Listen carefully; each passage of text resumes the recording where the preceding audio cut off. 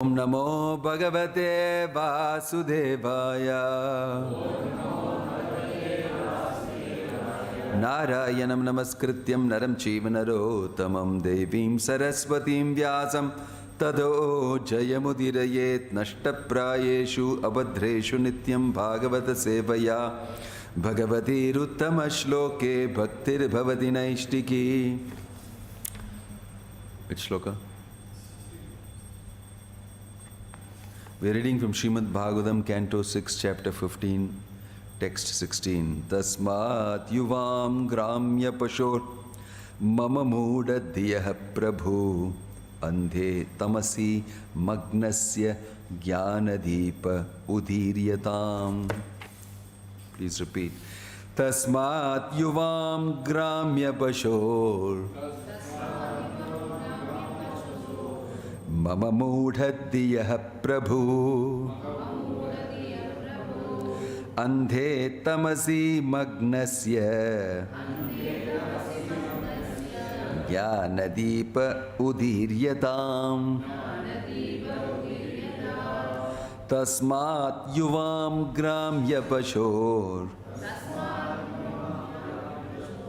mama mudhadiyah prabhu andhe tamasi magnasya jnanadeepa udhiryatam. Tasmat yuvam gramya pashor mama mudhadiyah prabhu andhe tamasi magnasya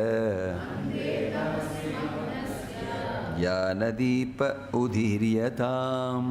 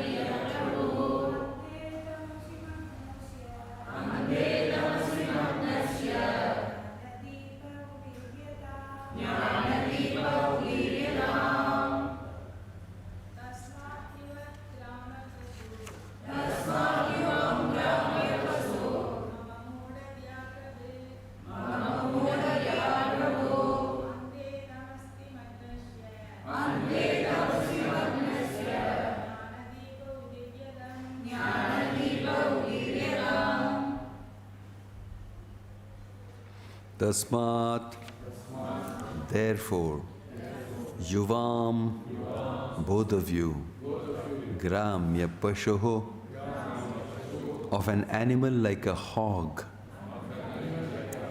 pig, or dog, mama, me, mudhadiyah, who am very foolish, due to having no spiritual knowledge.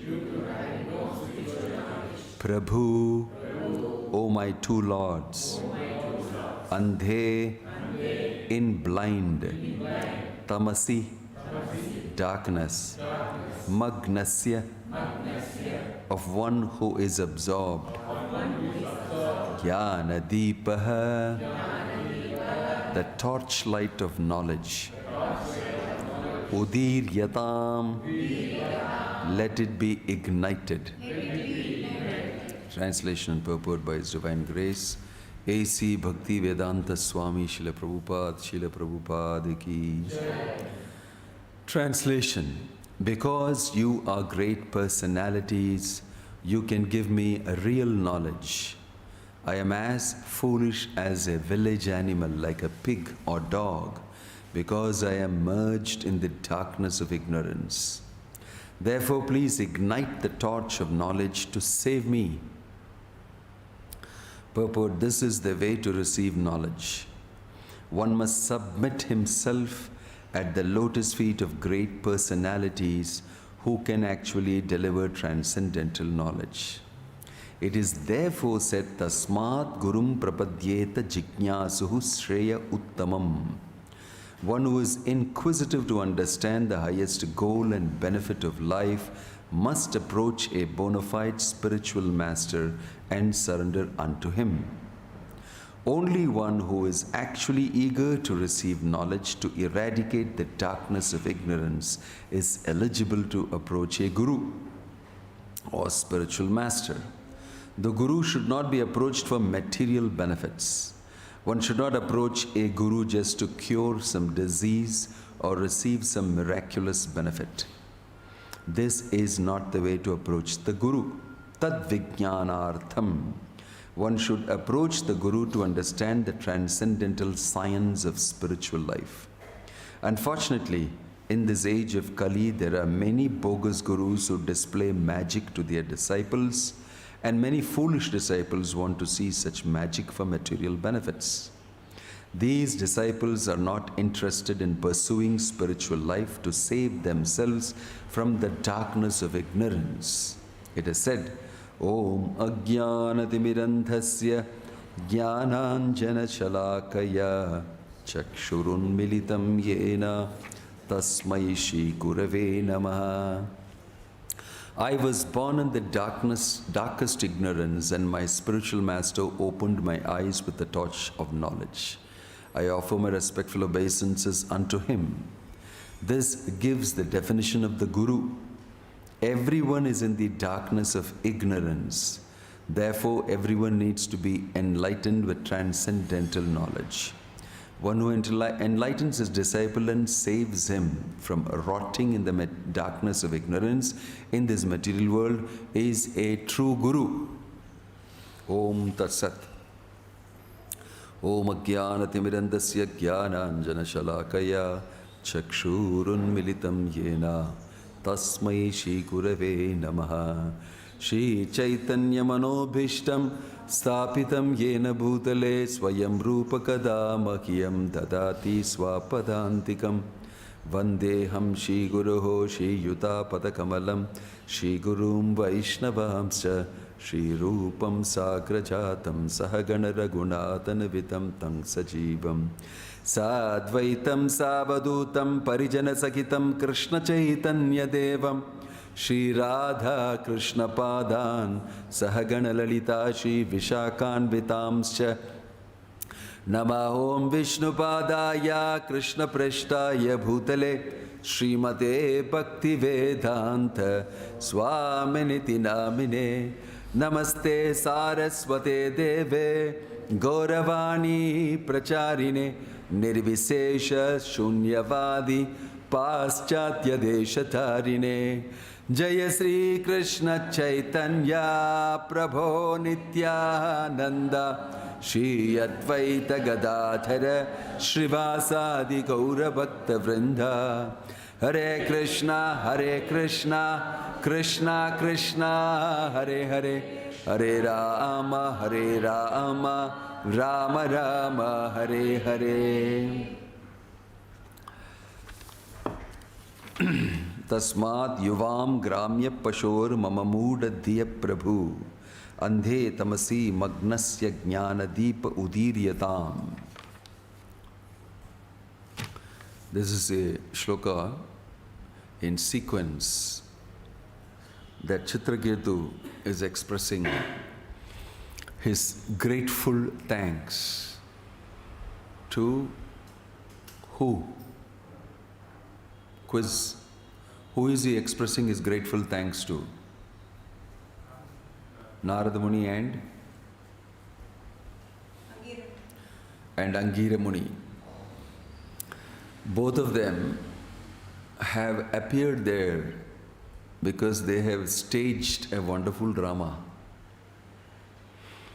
We put up skits and we put up all those things sometimes to tell the Sunday crowd, the public, how to understand this nice point from the Bhagavad Gita, from the Bhagavat or something. Actually, Narada and Angira did a real life drama with Chitraketu. They actually used him to go through an experience. They gave him a very special boon that he will get a son. Like I mentioned, even though it is not written in his horoscope, because he has had 1 million wives and no children. So definitely it means something. He's not supposed to have a child. But these two people came and gave him a child. Angiri Muni. It's okay, you will have Harsha Shoka, he will give you pleasure and pain. So after that, this child died, poisoned by all the stepmothers. And then he is in great pain. Lots of pain. He and his wife. When he suffers that pain, then also he doesn't understand because he's still attached. I'm just doing a quick review, short review. Then also he does not understand. And then Narada Muni brings back that son into the dead body. And the son wakes up and starts preaching to the father, saying that you are not my father. I have so many fathers, each one in one lifetime. You are one of them. It doesn't matter, and don't waste my time and don't call me here also. This is a very shocking slap to Chitraketu. Chitraketu then wakes up. He really wakes up and he understands because his son has preached to him. And it is a reality that I am not your son. It's a reality which it's not so easy to understand. We all get very attached to our relatives, to our children, and it is very natural. But these two people have gone out of their way to teach Chitraketu a lesson. So Chitraketu, when he has understood what these two people have actually done to me, they have given me the greatest of knowledge and detached me from my attachment and liberated me. They have done the greatest good to me. When he understands this, he is expressing this shloka, which you read here. This is his realization. It's not a cut and paste from the Bhagavatam that he is speaking for Bhagavatam class. Tasmat, Pashu, Gramya, Pashu, and all that, we can give a class everywhere and then we can go back and be a Gramya Pashu also. It's very easy for us to do it. And this is quite natural. Right? So although you speak about conditioning and everything, you may remain conditioned. You may remain conditioned. That's the amazing nature of illusion in this world. Everybody knows I'm illusioned, but I'm happy to be in illusion. That's the nature of illusion. But here, Chitraketu, you must know, is speaking out of experience. And you will see he won't anymore be in illusion after this. Because he has had a very powerful learning and a very powerful education has happened to him, which means he's educated. He's actually become educated. Why? He's acting. He's putting to practice his education. Then you know that you are really educated. Jnana Vijnana Sakitam Yad Jnatva Mokshayate Ashubhat. The inauspiciousness, Ashubha, will be gone only when you actually understand and you act on that principle. So it is easy to get information and knowledge and speak about it to many and then remain happy that I have delivered knowledge. But it is far more important to actually practice it. That is Vijnana you will get, realized knowledge. So Chitraketu is filled with realized knowledge. Why? He has gone through a lot of learning. He is ripe for getting this information. At the right time they have struck, both of them, Narada Muni and Angira Muni. They have struck and given him the right information. So this is gratefulness that he is expressing. See, normally we are never grateful for spiritual life because we don't understand what we are getting. And we mostly judge spiritual exercise on material basis. All sadhakas do that. All sadhakas, what do? They will judge their spiritual guide on the basis of their material aspirations. That's what Prabhupada is talking about. Guru is not meant for material benefit, period. Guru is not meant for material benefit. You can't actually go to the Guru and say, my daughter is not getting married, please do something. My son is not getting a job, please do something. My wife is in the hospital, please do pray for her. Actually, these things are not a Guru's job. Really, Guru's job. But in Kali Yuga, in order to remain a Guru, you have to do all these things. Otherwise, they'll reject you and go away. And there are many Gurus giving this. Purely only wife's well-being and children's well-being and father's well-being, and you'll get the next lottery ticket and everything, all these blessings only they give. They are pure material Gurus. There is no such category called material Guru, but in Kali Yuga you will see it. All Gurus are mostly for the sake of material welfare. And if you don't, they will leave the Guru and go to another one. This is material life. Material life means if this God is not giving me, I change another God. If this Guru is not giving what I want, I change the Guru.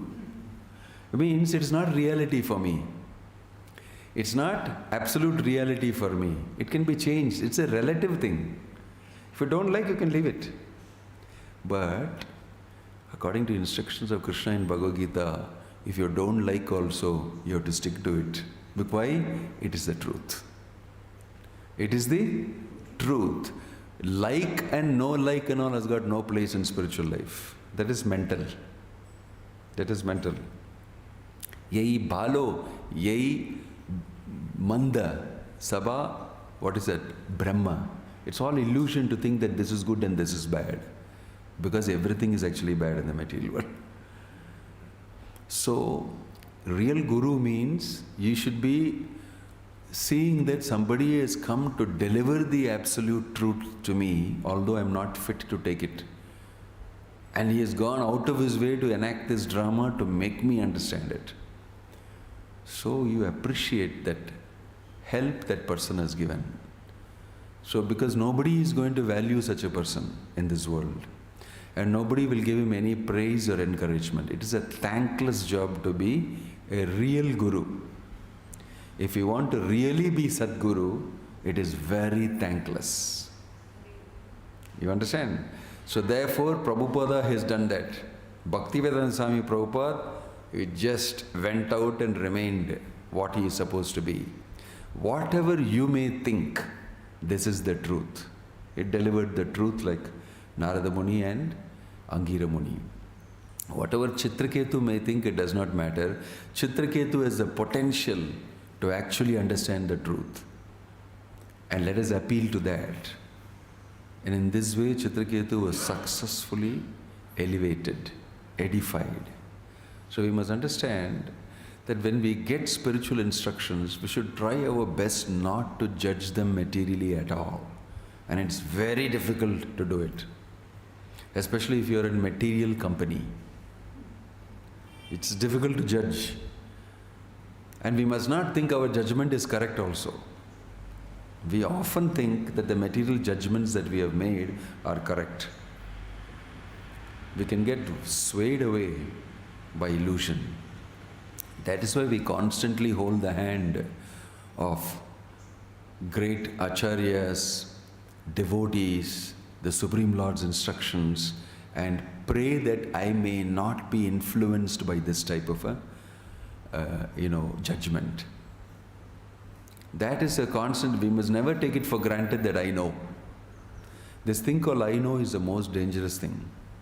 This does not mean I should always stupidly say, I don't know, I don't know. That's also stupid. Equally stupid. We must actually take recourse to what is mentioned in the Shastra. It says that Tasmat Gurum Prapadyeta Jignasuhu Shreya Uttamam. Prabhupada is so paka in his purport. Not one thing excess. To the point, sharp. You must do it. As a human being, you must. Eva bigachet. You must have a spiritual master. Yesterday I was in Bangalore and we were having this discussion in a group. And some people, they don't like this, they don't like that. If you don't like, then you are finished. I said, because it's not according to like and dislike. Some people feel this initiation, if I take it to the Guru, means like this, like this, like this. Prabhupada has criticized that in the Chaitanya Charitamrita. One who does not accept a spiritual master in the human form of life, he will be lost. He will be completely lost. So it's not an option. To accept a guru is not an option. That you have, I don't like it like that. Like nowadays people say, I don't want to get married. It's not, everything culturally based, varnashrama based has been turned into an option. You don't have an option if you want to really be a human being. Of course, you have always an option to be an animal, which is the default state. And you can always, that is the next option. If you opt not to follow the Shastra, you'll definitely be an animal. You'll definitely be an animal. You don't have to ask for it. You don't have to ask for it. You will become an animal. Prabhupada very clearly states that. So human life is a life of responsibility. And you will get condemned if you don't execute that responsibility. Don't take it for granted. It's serious life. It's serious life. Apart from the little jokes we can crack here and there once in a while and eat prasadam and go for picnic, the underlying current is serious execution of the goal of human life. That has to be taken very seriously. Chitraketu has taken it very seriously. Why? He's a follower of the Varnashrama. He's a religious and pious man. He has faith in the scripture. He executes the order of the Guru. And therefore he has got mercy.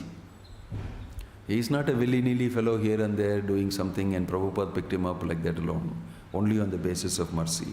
He's also got a grounding.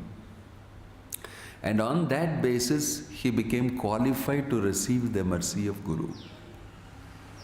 He is ripe for receiving the mercy of Guru. Because what does the Bhagavad Gita say? What is the shloka? Next to Tadvidhi Pranipatena Pariprashnena Sevaya. Very important shloka. Krishna is telling, therefore you must approach a spiritual master who has seen the truth, etc. Next shloka Krishna says, what? Evam jnatva punarmoham. Evam yasyasi pandava. What is it? Yena asesha bhutani drakshasya atmanyato mayi. You don't get the full shloka. If you read that, you will know that this is even more important shloka. Because what will happen to you if you surrender to Sadguru, to a bona fide spiritual master, is mentioned in the next. Tadvidhi pranipatena pariprashnena seva. If you do, evam jnatva na punar moham. There will no more be illusion for you. This should happen to you if you actually go to Sadguru. But if something else is happening to you, then dash, dash, dash, you know how to conclude. What does it say? You got the shloka, can you put it up? Evam jnatva na punar moham. Evam yashyasi pandava yena bhutani asheshani drakshasya atmanyato mayi. Read the translation. Having obtained real knowledge from a self-realized soul, you will never fall again into such illusion. For by this knowledge, you will see that all living beings are but part of the Supreme, or in other words, that they are mind. This is what you will see. What you will see and what you will not get into. You will not get into illusion again. Very important. So the Guru is that person who can deliver that to you, take you out of illusion. So here, Chitraketu is acknowledging that you have done this to me. To exactly understand the message and tell your teacher that I got it. This is the message you want to give me, I've got it. Then the guru also is very happy. My mission is successful with this person. I visited his house, I did this drama, it has worked. He has become realized. They are also very happy. Because Chitraketu will turn out to be a wonderful devotee after this instance. It's a changing point in his life, in his material life. So Prabhupada goes extensively here to speak about a bona fide spiritual master and surrender unto him. He says that again and again, everywhere throughout, a bona fide spiritual master. Right? It's important for us to note that. It's important for us to note that. We should not get carried away by anybody else who claims to be one. He should prove it, like Narada Muni has done. Given the knowledge and he has executed it and he has changed. The product is there. Evam gyatva na punarmoham. Chitraketu is feeling like that. This has happened to me. So, in the process of devotional life, we should very carefully understand what we are getting. This is what we are getting. It's very valuable, very precious. Very precious. Because what is Chitraketu saying? Previously I was like a hog, a dog, completely sunk inside, magnasya, completely drowning inside life like a dog and a pig. And you have saved me. Only a person who is saved will know what was he doing before. Person who is not yet saved or not yet reciprocated to saving, Jai Jagannath Baladev Subhadramai ki, will at best try to think that both of it are okay. I will adjust this and that together. Both are important for me, I will adjust this and that together. Or on the other extreme, he would say that, what are you people doing nonsense? Like Bhagavad Gita says, it is night for me. What for you is day is night for me. It's topsy-turvy.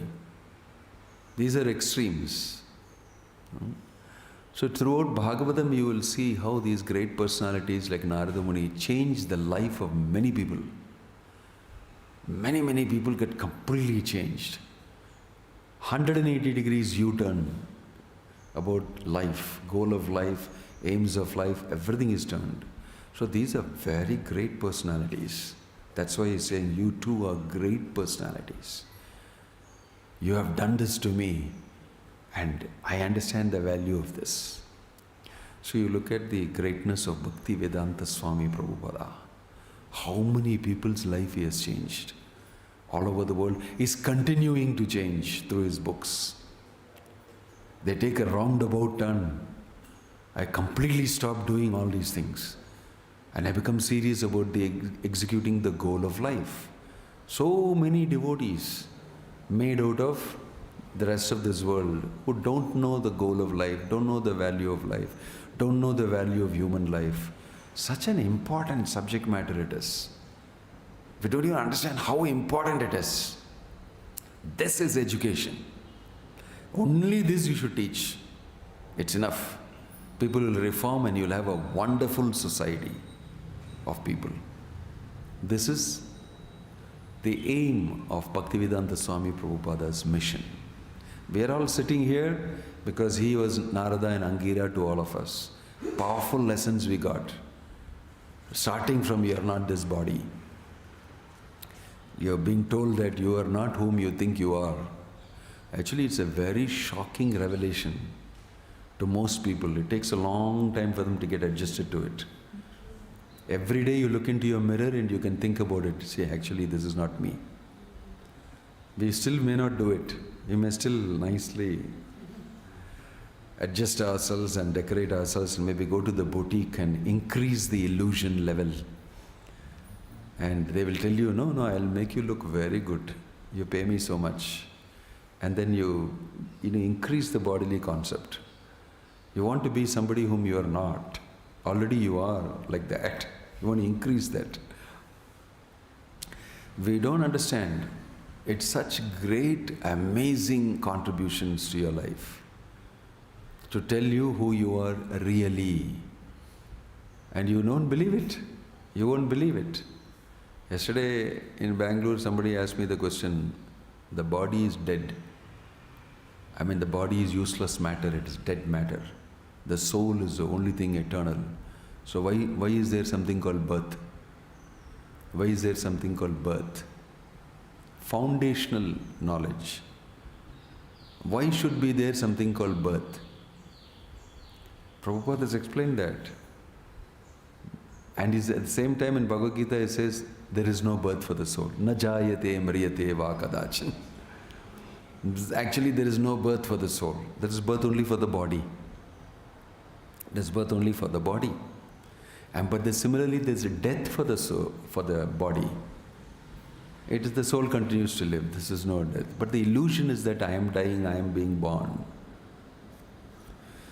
So this is not an ordinary illusion. And on top of that is the illusion that I am the Lord of everything that I survey. So here, that whole bubble is burst for Chitraketu. Poof! None of these things are true. None of these things are true. We cannot accept it actually. So it takes quite some time to burst this bubble. For Chitraketu it is burst. That's why he's saying, he's understood. Because you must understand, behind him is 1 million wives he got married to. Not 1, 2, 3, 10, 20. Not like the Sheikh's harem. It is more, much more. Because he tried very hard to get a son. Very hard he tried to get a son. This is an example of what is supposed to happen as per your karma will happen, like they say. What will happen, happen. Whatever you may twist and turn, whatever you may do, it will happen like that only.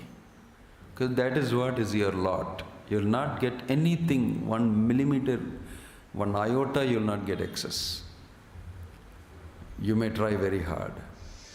That's a wonderful, exhibition of that type of a situation. And he couldn't make it in that situation. That type of a person who is in the, edge of, that time is getting this lesson. Correct time is getting the lesson. So, we should also not take these lessons that we are getting from Prabhupada's purports lightly. They are life-changing purports. You must read it very carefully and apply it to your life. Whatever you may think and whatever the world may think, this is the truth given in the Bhagavatam. And Chitraketu is saying, I am like a hog dog. And he's such a sophisticated king, following Varnashrama, everything. If he's saying he's hog dog, I don't know what we will be. I don't know what, there's no lower species that we can think of at least. Right? So, we should carefully apply these things and become conscious. And at every moment try to be a better human being. And try to reform, try to change. And we should be very interested in that. It's mentioned here, only if you're very interested, Krishna will send you the Guru. Only if you really need it and you're ripe for it, he will send you Guru. It's clearly mentioned here that Chitraketu got this opportunity by the arrangement of Krishna because he was ripe for it. And how did he become ripe? Very disappointed with life. Frustrated, fried out like nothing. You know what's a fry? In ISKCON we use it very often. He's fried out. I call him a deep pakora. Deep pakora fry. Usually sometimes they're making the bhaji and the bonda and all that on the roadside. Some of it always remains in the oil. It doesn't come out. And it turns out to be real blackish stuff. We call them deeply fried pakora. It changed the color, everything. Substance, taste, everything gone. Deeply fried pakora. Many of us are like that and deeply fried in material life. Repeatedly boiled and roasted and toasted and everything has been done to you. Chitraketu was like that. At that point of time, if you're given mercy, you lap it up. You lap it up. Forcefully, there's no other go. So misery is actually a great boon sometimes. If you know how to turn it around and use it in your favor. Right? Miserable conditions are best times for Krishna consciousness. And for Chitraketu, it turned out to be very good time. Very good time. It's not that we should look at the horoscope and think it is bad time for me. It can turn out to be a very good time if you take up Krishna conscious activity at that time, because you will get a lot of good realization. You get a lot of good realization. So these are some of the things that we can learn from here, from this verse. I am as foolish as a village animal, like a pig, and in the darkness of ignorance. Therefore, please ignite the torch of knowledge to save me. The attitude is what Prabhupada is speaking about. The attitude of Chitraketu, although he is such a learned king, very famous, very powerful, look at his attitude in front of two sages who have nothing with them. Look who is really powerful. In this event, these characters you can see, there is Chitraketu and his whole kingdom and his army, his treasury, his power, his 1 million wives, his everything together. And two half-naked mendicants come there, Narada Muni and Angira Muni, chanting Hare Krishna. But who is really powerful? These two people are very powerful. They can change this king. So this is the power of this type of understanding and knowledge. Although I have nothing with me, I'm just a roaming mendicant, I am powerful because of me knowing the absolute truth. That is what is important to know here. Chitraketu submits to that power. He becomes subordinate to both of them. And both of them are Guru. Prabhupada is very nicely telling this is the way to surrender to Guru. They did not have to go to this thing and get appointed as Guru, get a title as Guru, and then initiate and then go to none of those things they need to do. Simply by their quality they are Guru, and they go around doing it. They don't need to be designated Guru. They do the activity of a Guru. Functionally, they do it. Whether somebody recognizes or not, they simply do it. And Chitraketu is accepting them as Guru by function only, not by designation. Not by just designation, title. It's very important to note this, that it is not official, it is not a ritual. By function, the disciple has understood that I have benefited from you. I have changed my whole attitude. And therefore, you are fit to be my Guru. You are my Guru. Actually, you have already done the job of a Guru, even without me asking for it. So these are amazing instances, right? Very amazing instances of Guru-disciple relationship. Sometimes we make it so, what do you call, boundaried. So-and-so is my Siksha Guru, so-and-so is my Diksha Guru, so-and-so is this and all that. So all completely theoretical stuff. And somebody may be actually functioning as your Guru also, because he doesn't have a title, he doesn't, figure anywhere there. But here you see, Chitraketu would definitely be having a Kula Guru, he is running a kingdom. There may be other people, but who is he recognizing that I will surrender to you? Prabhupada is saying he may get himself subordinate to him. Subordinating yourself to such a powerful person who can give you genuine spiritual information.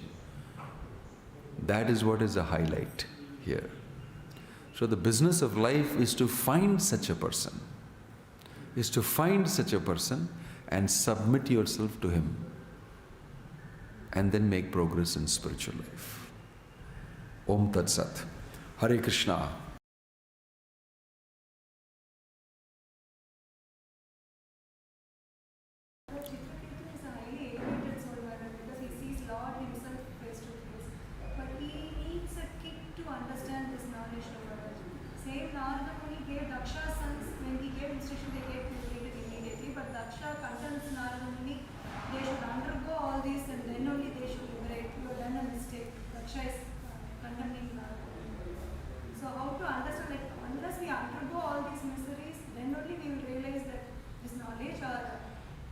Just by hearing from spiritual master we can get this, because when we preach people who are well settled in materialistic life, they don't take this as it because they're not undergone all these miseries.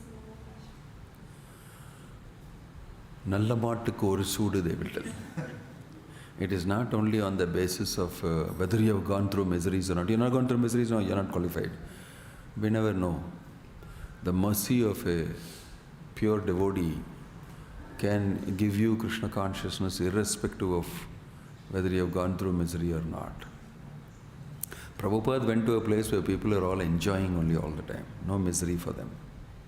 Full sense gratification is the main business of life. But he convinced all of them to take up Krishna consciousness. So that is not the criterion. The criterion for spiritual elevation is not, the qualification is not misery alone. But misery is useful. Misery is useful only what was discussed. But sometimes people can have fortune because of the influence of a pure devotee.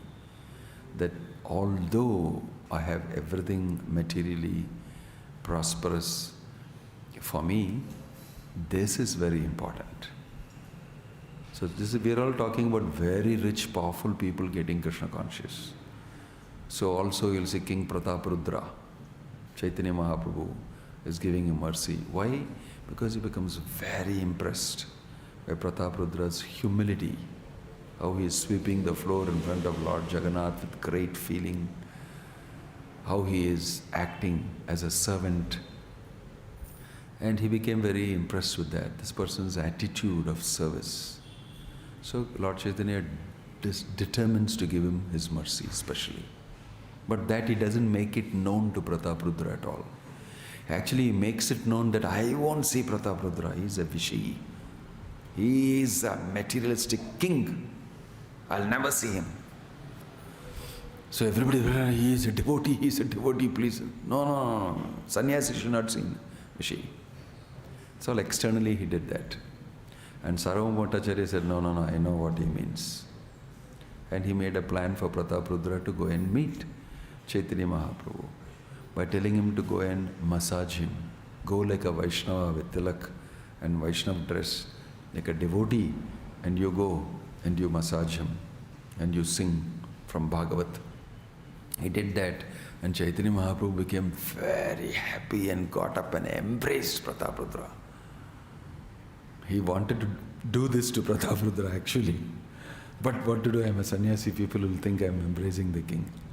But he brought it into such a situation where he did it for Prataparudra, gave mercy to Prataparudra, although he is king. Same way, there is no criterion that says that, there's no objective criterion.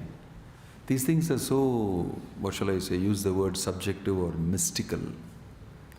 Those are all not something we can quantify. The mercy of the Lord comes as He wants.